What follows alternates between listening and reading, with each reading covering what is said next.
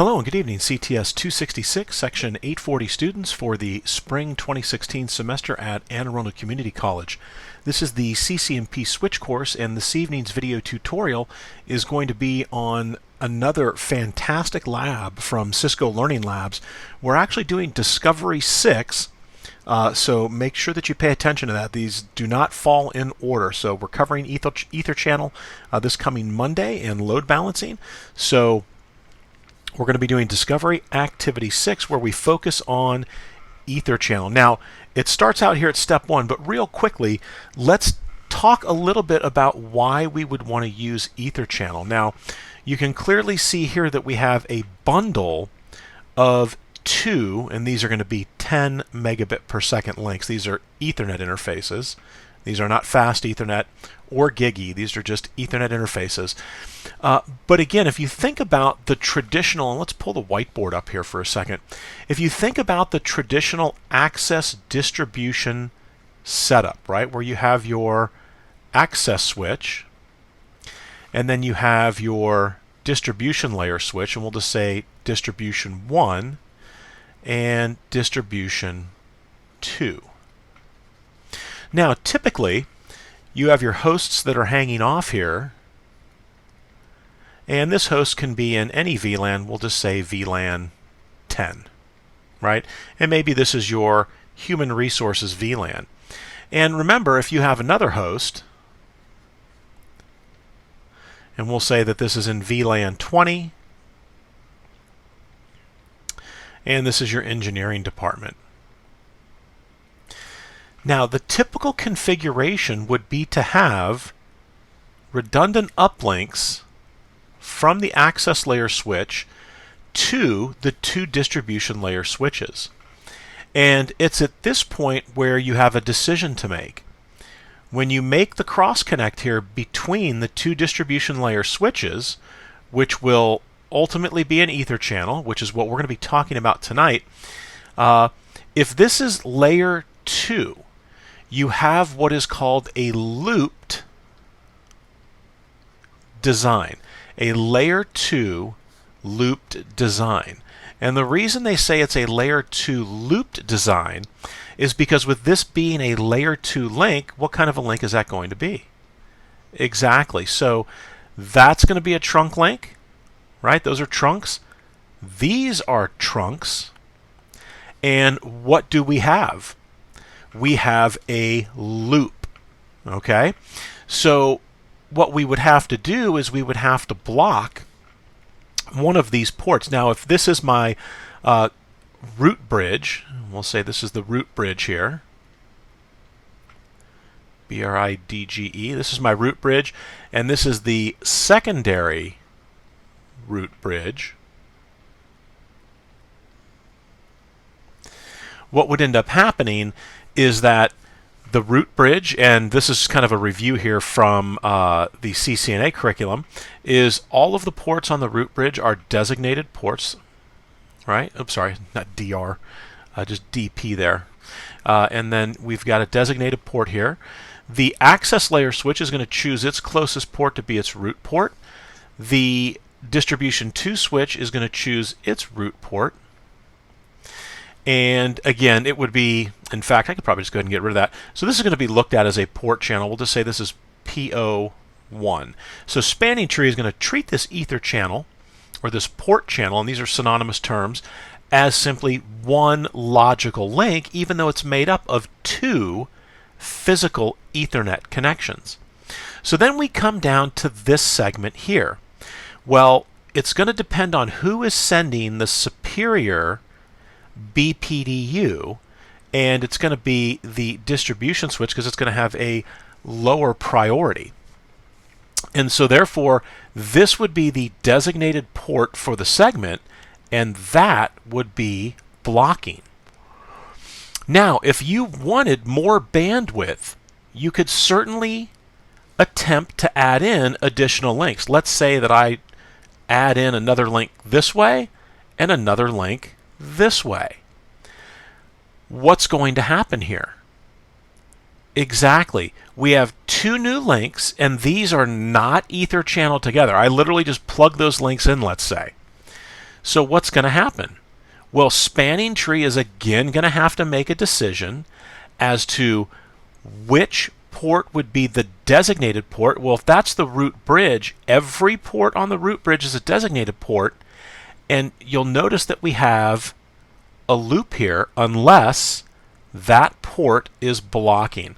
And so the final tiebreaker here will say that this is, I believe, 0, 1, and we'll say 0, 2. I'm trying to remember. I'm drawing a blank right now if it's the higher or the lower port number, but actually I'll even pull those port numbers out. So we're just going to say that one of those two is going to be blocking. It would be that one. And then the same thing stands here, is that who is setting the superior BPDU? Well, again, it would be the distribution 2 switch, and therefore that would be blocking. And so what do you see happening here? What is the only link that is in the forwarding state? It is that individual link.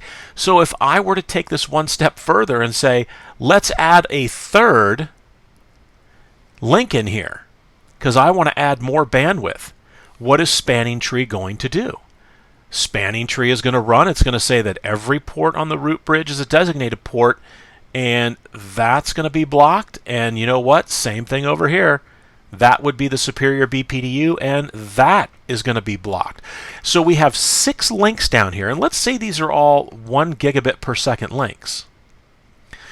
If these are all 1 gigabit per second links, I have 6 links, of which 5 are blocking, which means none of those links are forwarding traffic with the exception of that single link right there. And so this is where the conversation of EtherChannel comes in. So EtherChannel allows us to take multiple physical links and create a logical interface allowing us to aggregate the bandwidth from those interfaces. Now, a couple quick things. If I were to take, and the maximum number of links that you can have active, and we're going to talk about LACP, and we're going to talk about PAGP, P-A-G-P. Now, the maximum number of links that you can have active with LACP is 8, and the same stands for PAGP. Now, remember, I said active. There's a slight difference where the maximum number of ports that you can have with PAGP is simply 8.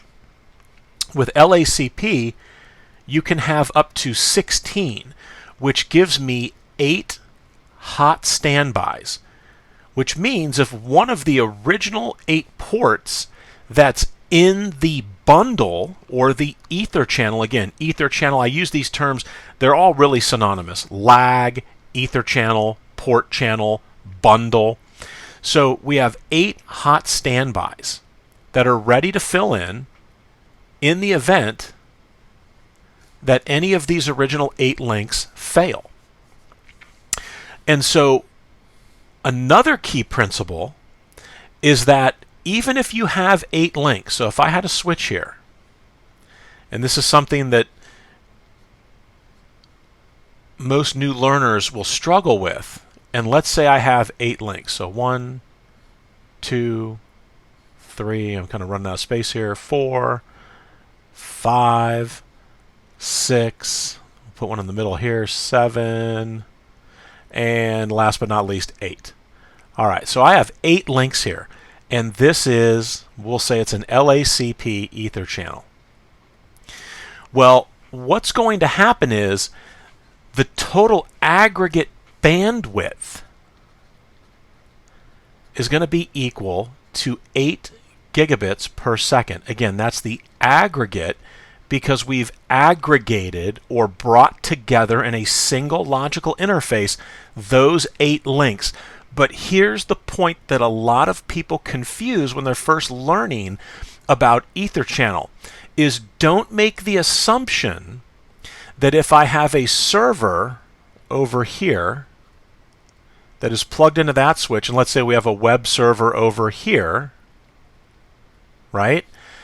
That server cannot have a conversation a single conversation that is 8 gigabits per second. The maximum throughput for a single conversation, and it could be if he was FTPing files to the web server, or SCPing files to the web server, or pulling down content from the web server. The maximum throughput, right? The maximum the maximum bandwidth that he's going to be able to achieve is the maximum of the slowest link. So 1 gigabit per second. That is it. So even though we've got an aggregate bandwidth of 8 gigabits a second, no conversation between two endpoints can exceed the bandwidth capacity of a single link in the bundle, okay, or in the ether channel. And that's something that's always confusing, is a lot of individuals think that, oh, all I need to do is bundle this together and now I've got 8 gigabits per second of bandwidth. Well, you do, but it's aggregate. And any single conversation can only ever use the bandwidth of a single link. So in other words, the packets are not being sent one over that link, one over that link, one over that link, one over that link, one over that link, etc. and so on for the conversation between the server and the web server. And we'll talk about the hashing algorithm as we move through, but what will happen is there'll be a hashing algorithm that for the given, and you get to decide, is it going to be the source MAC address? Is it going to be the source and destination IPs? And the switch and the algorithm on the switch will hash based off of what you select and pick an individual member of the port channel over which that entire conversation will take place. And we'll talk about we'll talk about what happens when a link fails and you drop down to 7 links and how things are divided up. But again, remember, it's not that you're going to be able to get 8 gigabits per second with a single conversation between that server and that, or any node over here and any other node over here. If these are 1 gig links, the maximum you will achieve for a conversation between two endpoints is 1 gigabit per second. Okay, but this is why we have EtherChannel. It's basically to trick or to fool Spanning Tree into thinking that we have one logical link, right? So if these were EtherChanneled, what we would have is that, yes, this side would still be blocked. However, I now have an aggregate bandwidth over here of 3 gigabits per second. And by far the best analogy that I have ever heard for the concept of EtherChannel is, think of EtherChannel as you're adding more lanes to the freeway, right? So I'm adding more lanes to the freeway. However, the speed limit is not changing. And I really, really like this analogy. So we'll say 55 miles per hour. Miles per hour, right? So I'm adding additional lanes. However, I'm not increasing the speed limit. And that really drives home the concept that, yes, I have more aggregate bandwidth available. However, the speed limit in each of these lanes is only 1 gigabit per second. And so if you're a car, and this is really going to stretch my artistic skills here, as you can see, this is why I'm not an artist. If we have a car here, the car can only drive in 1 lane, and the speed limit is 55. Now, can other cars drive in these other lanes? Sure. But again, they can only be in 1 lane at a time. And they can only go the speed limit. And so again, this is a really good analogy that I like for EtherChannel. You're adding more lanes to the freeway, but you're not increasing the speed limit. All right, so let me go ahead now and let's dive back into, and I'm just simply going to pull, I'll leave that in the background there. If you, well, pull it up later, you can screenshot it if you want. So again, we've got this 10 megabit per second link, and it just dawned on me, I'm going to have to clear this here. These two 10 megabit per second links. So let's go ahead, dive into the configuration portion here, and let's hop on to switch 1. And we're in user exec mode, so we'll type in EN to get into privilege exec mode, and then we'll go into configure terminal, and we'll get into global config. So we're going to pick off those two interfaces there. So we're going to say interface range Ethernet 1.1 to 1.2. Now, the channel group, and actually let me see what we've got here. We should have, yeah. So we're going to use the channel group command. So this is the command to help us create the ether channel. Now you'll notice that we can pick between 1 and 255 for the channel group number. These are IOU virtual machines. If I were to pull up a 3750, so here is a Cisco 3750, and I'm actually going to be doing some work in this video with these 3750s. I actually have 16 ether channel links running between DLSW01 and 02 so that we can see what happens when you have hot standbys and what the LACP system priority and what the LACP port priority do for us.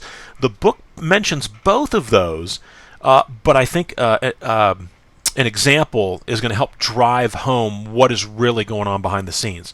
So if I was to say interface range FA1033 to 48, and those are the 8 ports on this guy here that we're currently using. I'm sorry, the 16 ports on this guy here that we're currently using.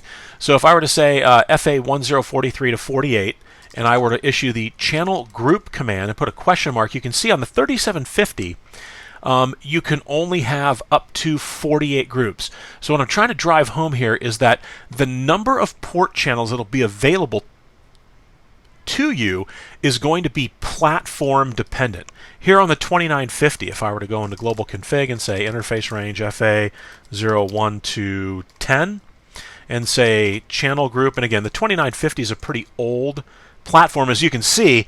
Again, it's a 24 port switch, right? So do I need the capability to do 255 port channels? No.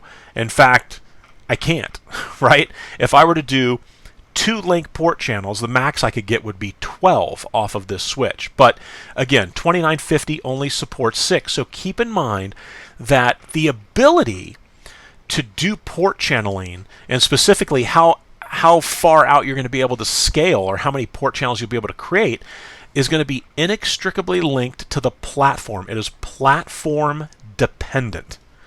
All right, so let's go back to the virtual machine here. So channel group, and again, the numbers do not have to match on both sides.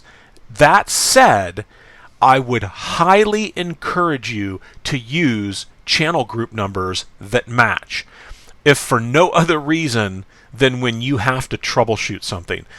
We've got the environment that I'm in right now. I have two 6509s and some 6506s, and unfortunately, very early on, there were some ether channels created that, for whatever reason, on one side used one number, on the other side used another number, and then we had to get in there and start troubleshooting something one day, and it became exponentially more difficult jumping back and forth between the switches. So let's go ahead and do this. We'll just say channel group number. We'll use 99. Just pick and again, that's an arbitrary number, but 99.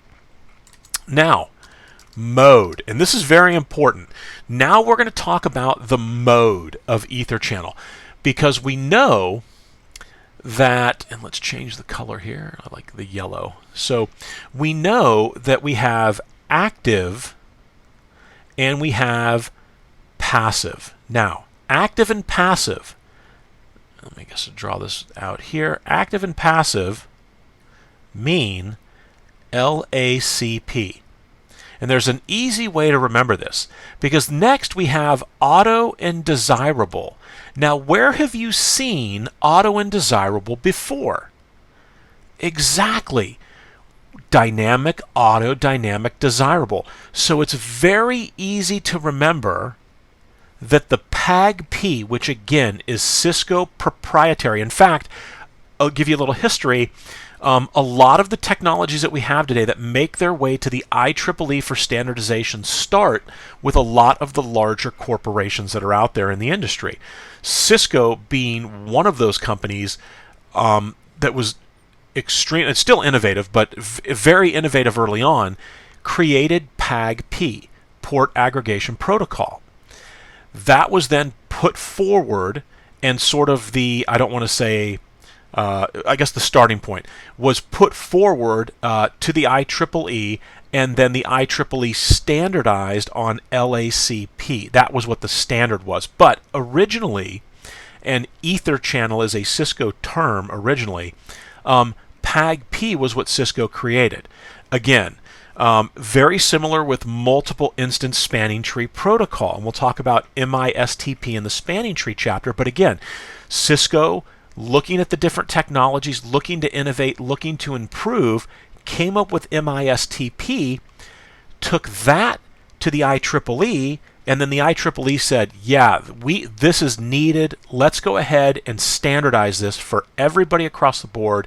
And then they came out with MSTP, Multiple Spanning Tree Protocol. So, back to EtherChannel. Active and passive, very easy to remember. A for active, P for passive. So if it's active or passive, it's LACP. If it's auto or desirable, those match the Cisco dynamic desirable and dynamic auto trunk modes. So we know that that is PAG-P. Now this last one that we have here, right? The key thing to remember, on. This is different from when we were talking about the trunk ports and the mode being on. When you would say switch port mode trunk, this is a little different. This means there is no negotiation protocol. Because remember, let me make sure, protocol. Remember that PAG-P and LACP, these are protocols. So they are additional protocols that are running to perform the negotiation, the maintenance, and the upkeep of these ether channels that are being created. So if I create it with PAG-P, the protocol is running to check to see, are the links alive? If a link fails, does it substitute another link? And if so, which link? And it's the same thing with LACP. However, with on, it simply turns turns the ether channel on. And so it hard codes it to be an ether channel link, but there's no negotiation protocol. My personal opinion is not to use on ever. For one reason, it is Cisco's ether channel, right? And if you're talking about interfacing with any other vendors, LACP is the clear choice. And really, from what I've seen in my 25 years, this is the predominant protocol that's being used when you're creating ether channel, is LACP. And even if you're Cisco to Cisco today, that doesn't mean that tomorrow new CIO comes in and you're Cisco to Juniper for a while.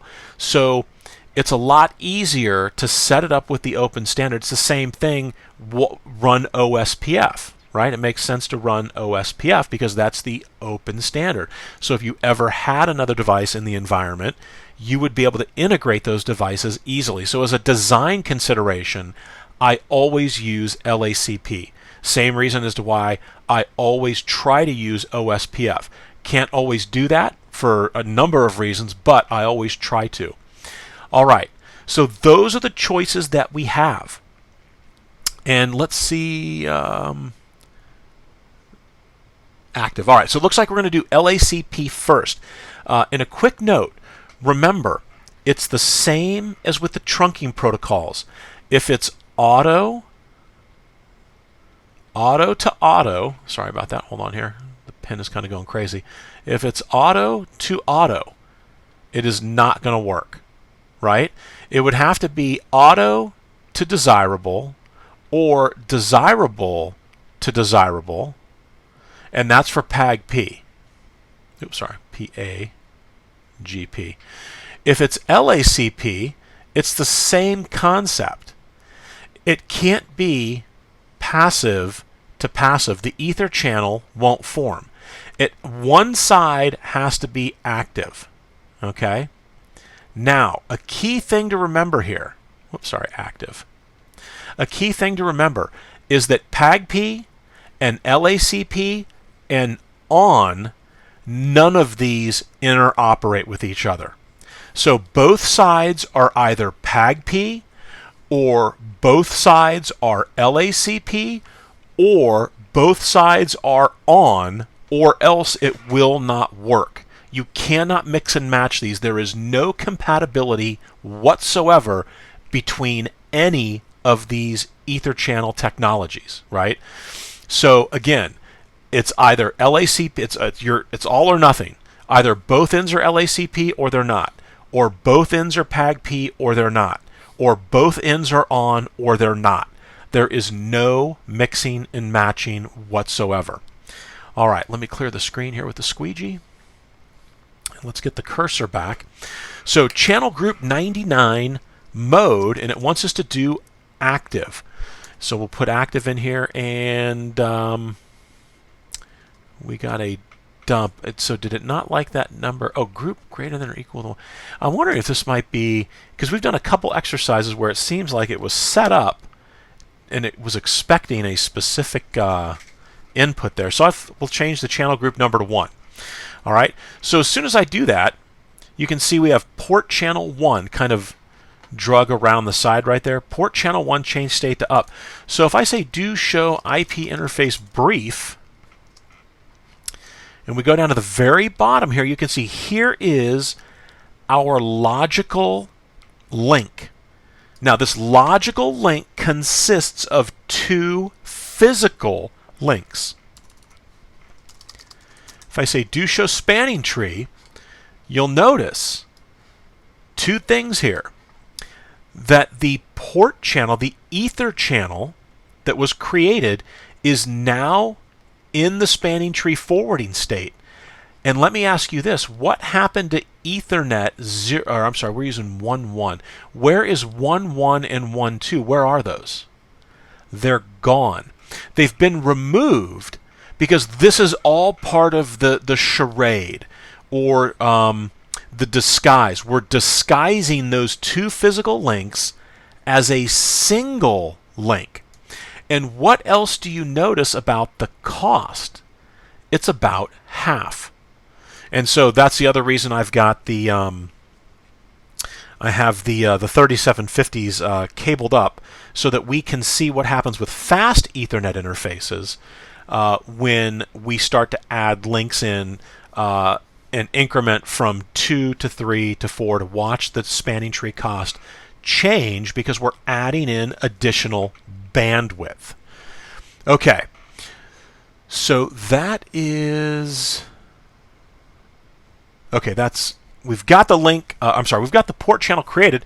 So now I'm on step 2. If you're following along in the discovery activity, and for step 2, what we're going to do now is something that is very, very important. Remember, once you pull the ports into the channel group, or into the ether channel, or into the lag, or into the port channel, once you pull the links in, at that point, all configuration changes that you make should be made to the port channel. And so if I were to say do show run Ethernet 1.1 interface, do show run interface Ethernet 1.1, and you can see that we've got the trunking encapsulation set to 802.1q, switch port mode trunk, and there's that channel group command. If I say do show run interface PO1 for port channel 1, you can see that we've got the switch port mode trunk, and the encapsulation .1Q. So those commands have already been added in there for us. And it's interesting, step 2 in the lab says to drop in there and punch in the trunk encap to .1Q and the switch port mode trunk. But those are already there for us, so we don't need to add those. But going forward, if you were to do a switch port trunk VLAN allowed accept, you would want to make all your changes under the port channel, and then those would be pushed down to the individual interfaces. So let's go ahead and see what we've got here. I'm going to type end and say show EtherChannel summary.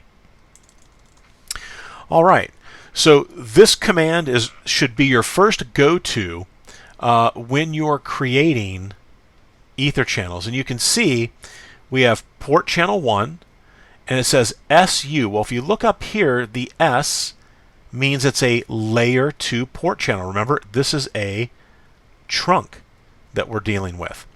And then it says U, which means it is in use. The protocol is LACP.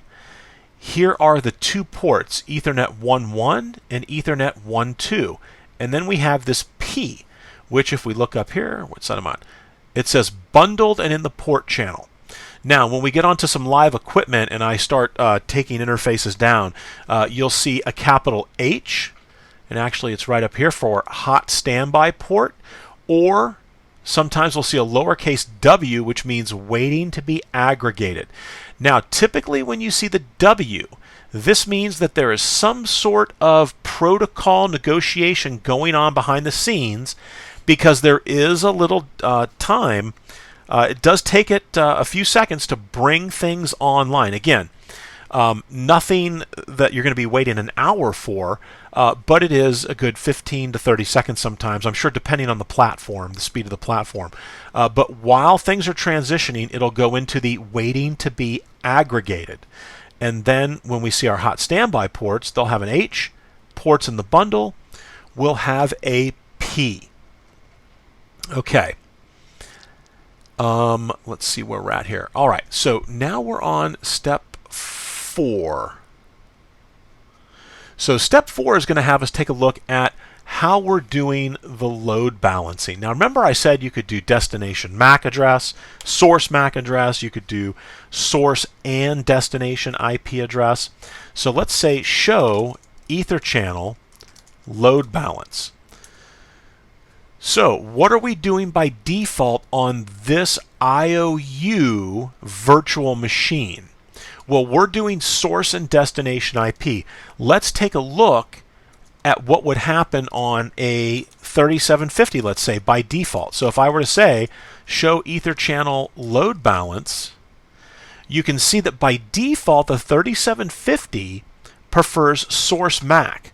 And if we go to our 2960, and I say show EtherChannel load balance, it's source MAC address, right?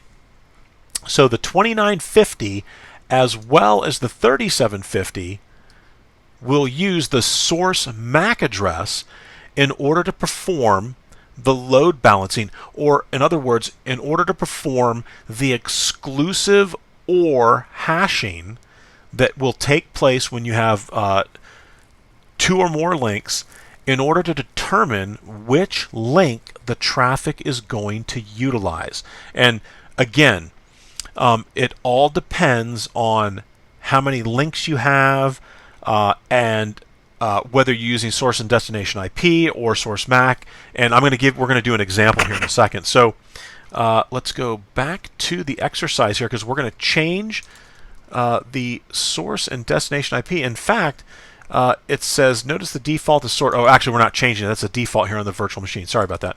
All right, so it wants us to clear the counters. So we're going to clear the counters for all of the interfaces here, and we're going to generate some traffic. Now, if I go back to the main drawing, take a look here. We've got 3 different PCs. Now, remember, these PCs are not Windows VMs. These are simply Cisco IOU VMs that are really sort of routers, but they behave, that we're using them as PCs. So, okay, so here's what we're going to do. source and destination based load balancing. So from privilege exec mode, if I were to go to the extended ping and say 172.16.1.203, and this is PC3, so I'm pinging from PC1 to PC3, and we'll say 1500, and then enter it out here. So we're going to send 10,000 ping packets, and you can see that these are going to go in a hurry. And so the next thing that we're going to want to take a look at, we're going to want to go over to switch 1, and let's see which port got all the all the hits, right? All the packets. Where did all the packets go? So show interface Ethernet 1.1, and we're going to include packets output. So you can see there we got 10,089. So I'm not a betting man, but if I was, I'd say that that's going to be the winner. And yes, so a clear winner there, right? So all of that traffic from PC1, when it came down through the switch, went over Ethernet 1.1, over to Ethernet 0.2, and then up to PC3. And yellow may not be the best color there, but I think you can see that. So again, we chose the top link right here, and let me put yellow in the middle there. There we go. So we chose the top link, and I'll talk about the hashing here in a second. So let's clear the screen because they've got us doing some additional pings.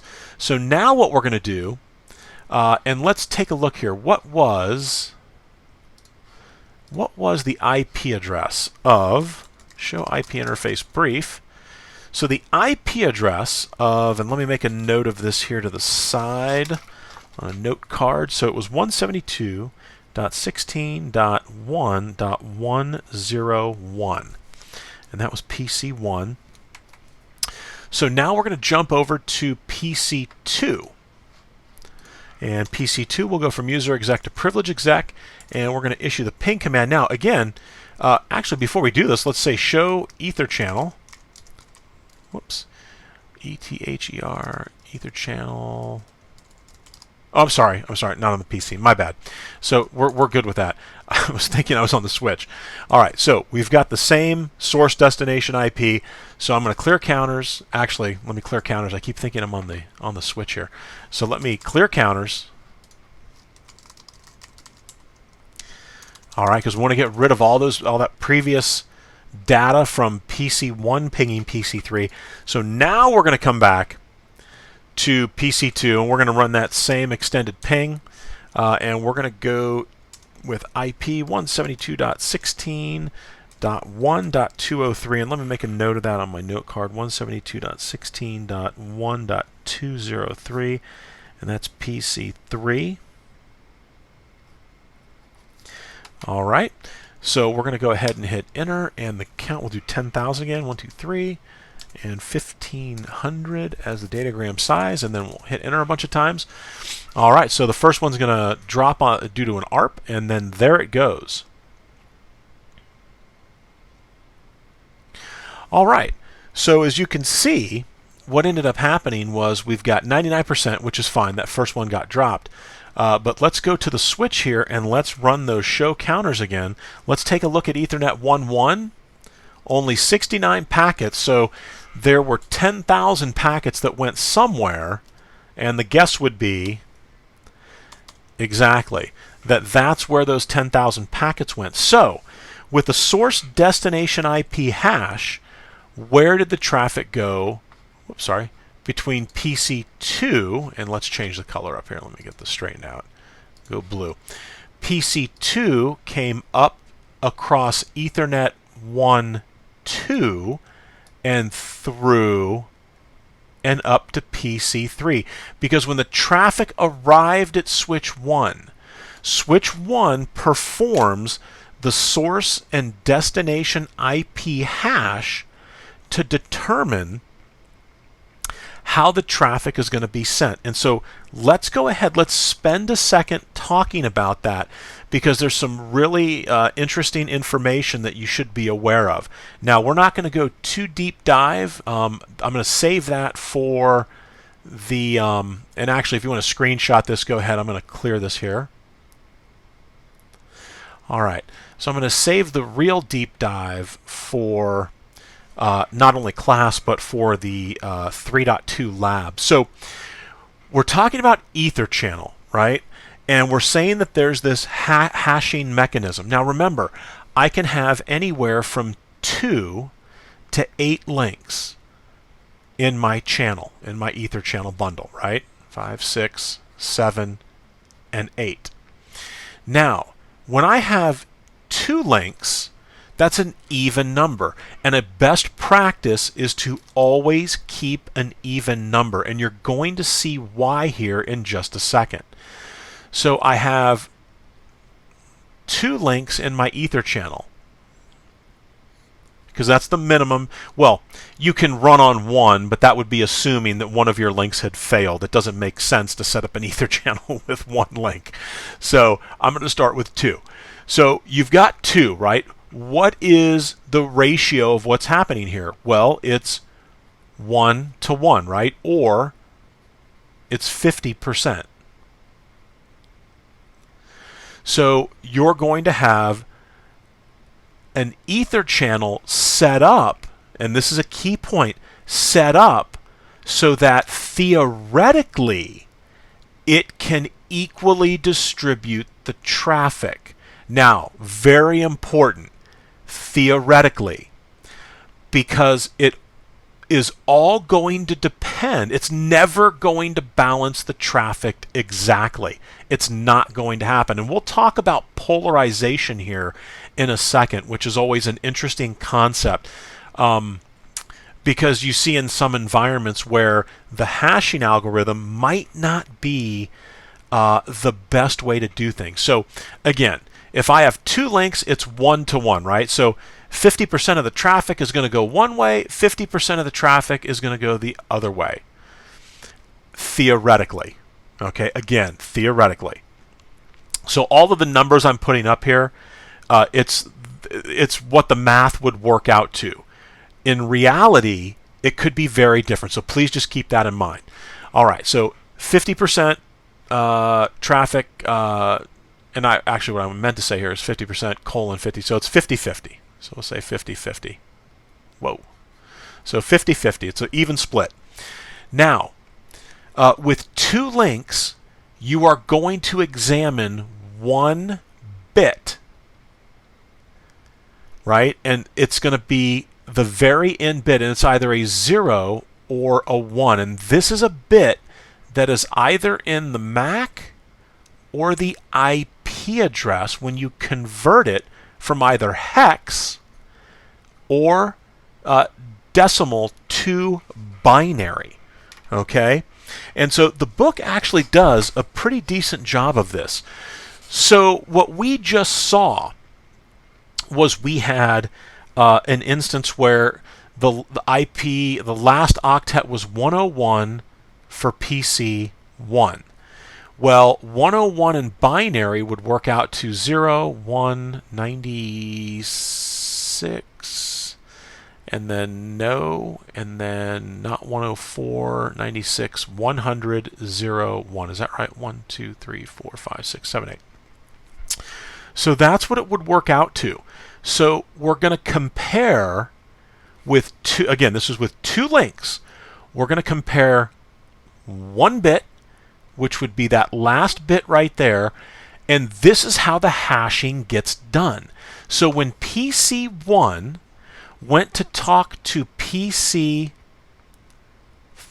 and remember PC3 was 203. Well, 203 in binary would be, let's see, 128, 192, and I can't do 224. Oh boy, this is, let's see, we got 128, 64 is 192, and then 16, no, 16, I'm drawing a complete blank here, hold on. So 128, 192, 192 plus 16 would be 208, so no, and then we've got 8, would make it 200. 1, 2, 3, 4, 5, 6. It would be that. Let me make sure I've got this right. So 128 plus 64 is 192 plus 8 is 200, 202, 203.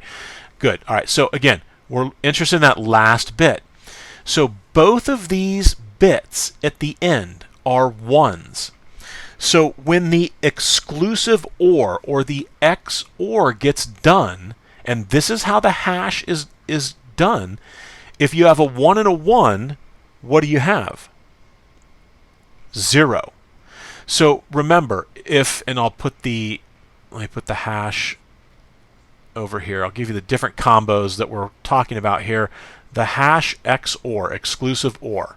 So if the last bit of the IP addresses, because again, we're doing source and destination IP, that's the hashing algorithm that we've elected. So if it's 0 and 0 for the 2 bits, it's 0. And that would be the first link in the bundle, right? If it's 0 and 1, it would be 1. And so that would be our second link in the bundle. If it's 0 and actually I guess they use the term 0. So if it's 1 and 0, sorry about that. If it's 1 and 0, then it's 1. And if it's 1 and 1, it's 0. So, and this is how the link is determined. And so that's the second link. And that again, so this is the index. And the index is the port, or the link, I should say. It's the link that's being chosen. So the link that would be chosen, if it's the 0, would be the first link in the bundle, which would be Ethernet 1.1. When we did it with the PC2, whose IP I did not look up, but I'm going to assume is 102 for PC2, let's see, what does that work out to? Our source was right here. The destination would have been 0, 1, 1, 0. What do we have there? 0. And for 102, we're going to go, let me count these out here. Boom, boom, boom. I think that's right. So then we would have had a 1 and a 0. Well, 1 and 0, when XORed, if it's 1 and 0, we get 1. So index 1. And index 1 is which link in the Ether channel? The second link. And so this is how the hashing algorithm works. So I was going to say real quickly here, but so let's go ahead and let's put the rest of these down. So when I have 3 links, here's the problem, is I have 2 to 1 to 1. So I already have an uneven distribution of the traffic. So 2 to 1 to 1 is 50% over the first link, 25% over the second and the third links. Now, here's what's interesting, is that you need to do the last 2 bits.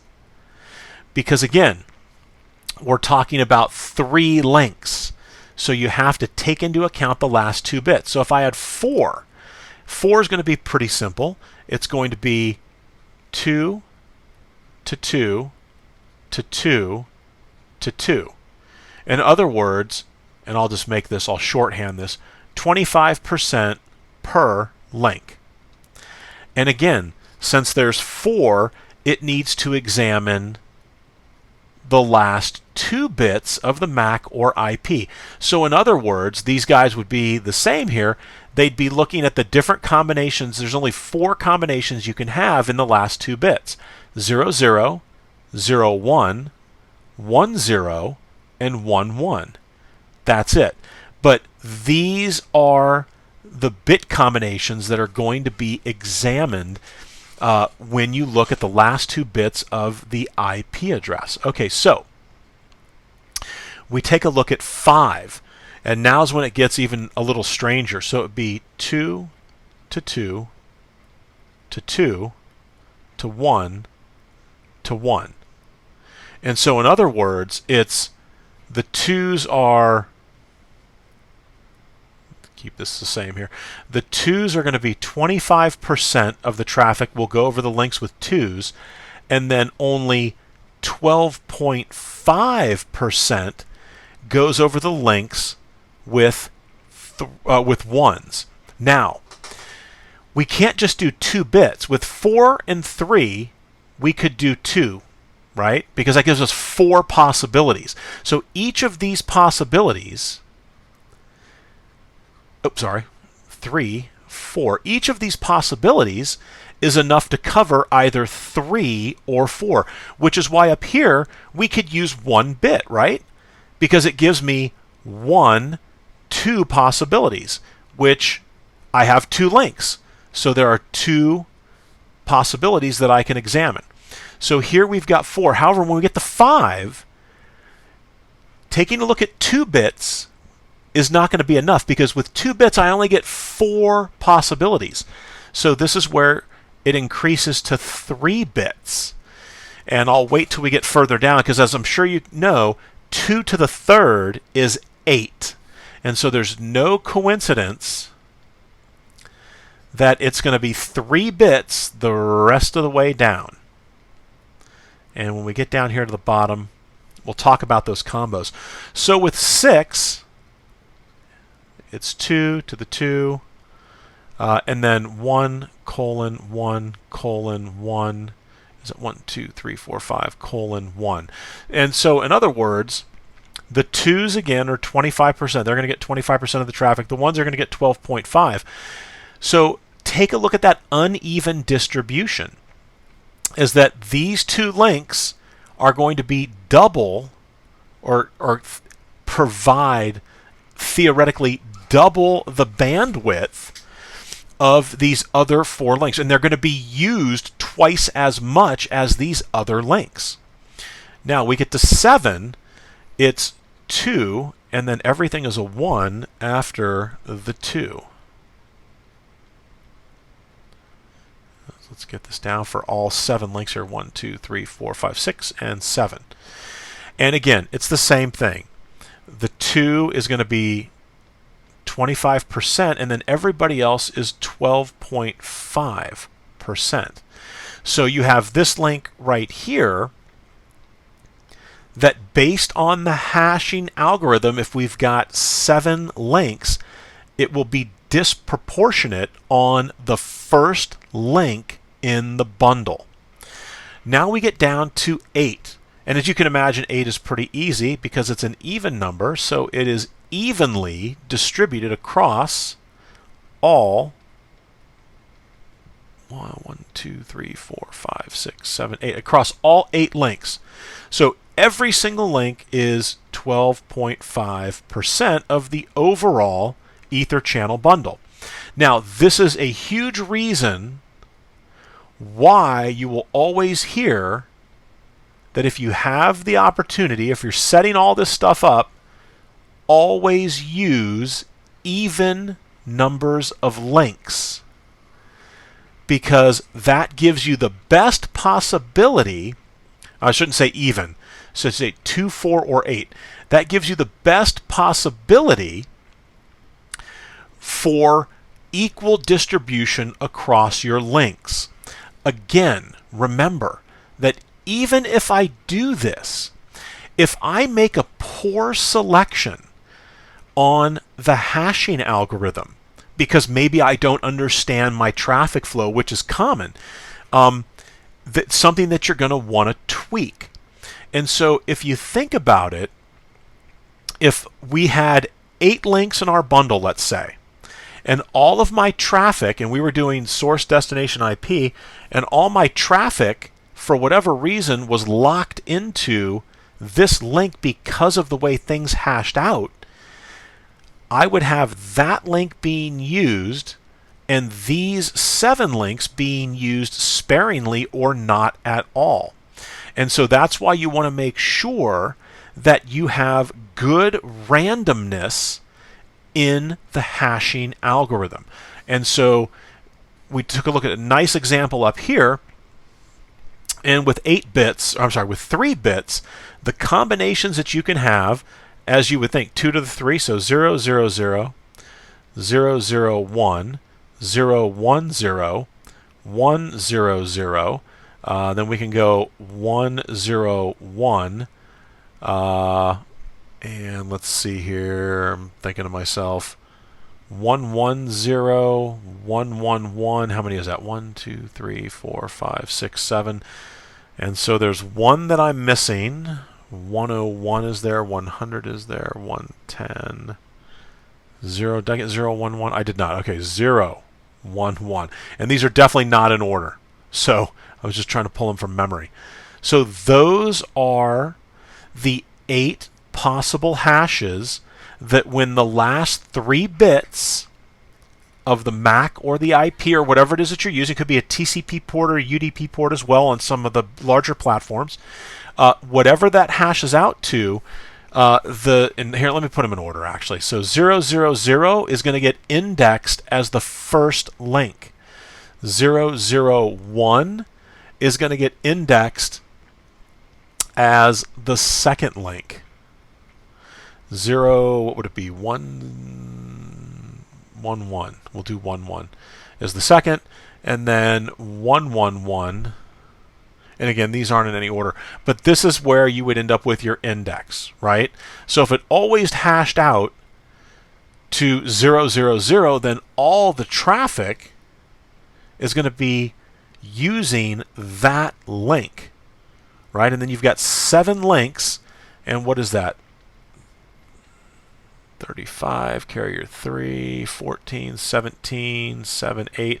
87.5% of the available bandwidth would be wasted. Because if you have a poor setup with your hashing algorithm, you can end up with polarization. And that's what this is called, is polarization. And it's simply when all of the traffic is preferring one of these links or one path to get from the source to the destination. All right, so let's go ahead and transition back because we're going to change the activity here. Let's drop the whiteboard and back to the cursor. All right, so what we're going to do now is we're going to change it to destination IP. So I'm on switch 1, so let's go into global config. I'm going to say port channel load balance, and here's where you see all the choices.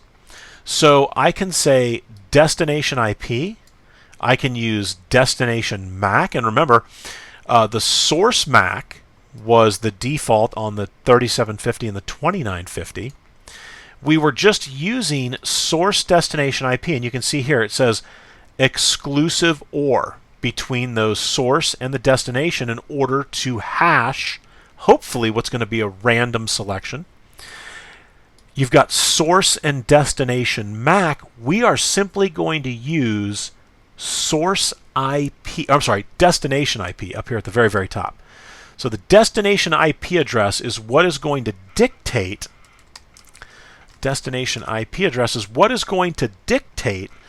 the flow of the traffic over the selected link. All right, so port channel load balance, destination IP, and then the next thing they want us to do is simply say show EtherChannel load balance, and you can see right here what is our current load balancing config? Just the destination IP address. All right, so let's go ahead and clear counters on switch 1. Again, we're going to go back to PC1 and we're going to repeat. So we're going to say ping. Let's click in here. So we're going to say ping. We're going to ping that same PC3 172.16.1.203. And we're going to send 10,000 packets, and they're going to be 1,500 bytes in size. All right, and that's it. All right, so the 10,000 packets are going to go, and let's see when it's based off of, Let me pull those commands back up. They should be in here close to us, and they are. Oh, I'm on the PC. Sorry. Keep thinking I'm on the switch. All right, so we'll pull up. There we go. So we'll look at Ethernet 1.1 first. So only 54 packets. So that tells us that it probably didn't take 1.1. It definitely took the path through the Ethernet 1.2 link. Again, only looking at the destination IP. Okay, so the next thing it wants us to do is to clear the counters, and obviously we're going to go ahead and go from PC2 this time, and we're going to examine and see which port did it go over. So let's go ahead and say clear counters, and let's see how this hashing algorithm is going to work. So we'll come up to the diagram, we'll pick PC2, and I think this may be ready to go. So ping IP 203, we're going to do 10,000 at 1500, and we'll let that go.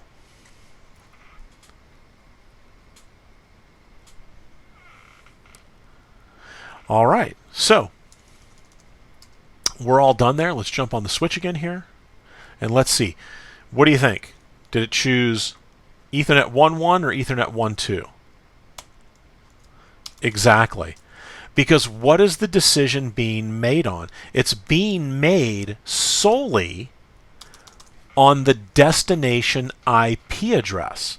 And so there's no exclusive OR that gets done if what we're talking about is a single address. So we don't have to do the exclusive OR, right? Because we're only using the destination address. So if I were to come, let's see, get some space over here, and actually we already did it. So 203, which is the destination IP, is 11001011. So again, and I just wrote over that one. There we go. So again, we've got the 1, right? There's no exclusive OR here because we're only using the destination IP. It's only when we use the source and destination IP or the source and destination MAC address where we end up in a situation where we do this exclusive OR calculation to figure out, is it a 0 or is it a 1? When we have destination IP, the hash looks here and says, dump that last octet for me into binary. What is that last bit? And it's a 1. And if we come over here, the 1 is going to choose which link in the Ether channel. Exactly. Ethernet 1.2. Because the first link was Ethernet 1.1, and the second link was Ethernet 1.2. And there's our little index right there that tells us, right? 0 is the first, 1 is going to be the second, 1 is the second, and 0 is the first. And that's how EtherChannel makes the decision and figures out, okay, based off the criteria that you, the administrator, have provided to me, I'm making the decision as to how I'm going to spread the traffic across those different links. So real quickly, let's well actually, you know what, let's see. So we'll wrap this. I'll do a single video with the 16 links. So okay, good. So we're off to a good start here. Chapter 3. This is the end of chapter 3. We're talking about EtherChannel. Remember, EtherChannel is the aggregation of individual physical links into a single logical link, and we can use the LACP protocol, or we can use the PAGP protocol, or we can forget about protocols altogether and simply say on. Remember, LACP is not compatible with PAGP, is not compatible with on. None of them are interoperable. You're either using LACP on both ends, or you're using PAGP on both ends, or you're using on both ends. You cannot mix and match. Remember that for LACP, we're talking about active and passive. The A that's in there and the P that's in the name. Those are your keys. The auto and desirable, those are the same as the trunk modes for Cisco. Dynamic auto, dynamic desirable. And then you have the on mode. All right, well, this wraps up. We're sort of getting into it here with EtherChannel. We've got a couple more activities. We've got the lab on Monday night, which is really going to have us set up a number of different things. So thank you guys for watching, and I hope to see you on Monday evening. Enjoy the Super Bowl and have a great weekend.